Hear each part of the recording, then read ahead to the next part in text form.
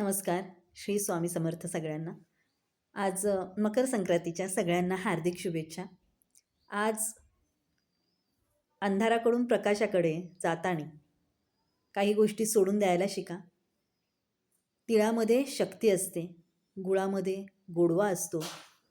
तशीच भावना आपल्या मनामध्ये पण राहू द्या.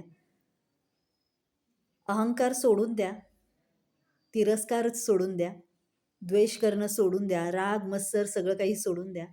सर्वांशी आपुलकीने प्रेमाने जिव्हाळ्याने वागा.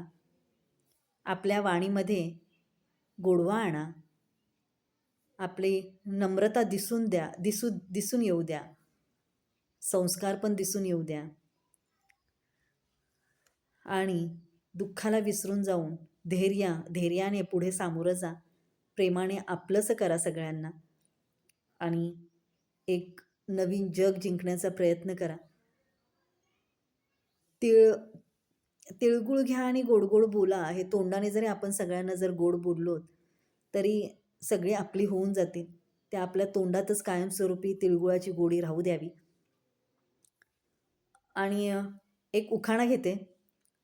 पुरणपोळीला स्वाद असतो गुळाचा, पुरणपोळीला स्वाद असतो गुळाचा, आणि हळदी कुंकवाच्या सणाला मान असतो तिळगुळाचा.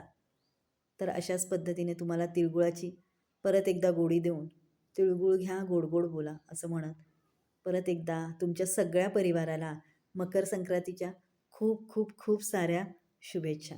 धन्यवाद.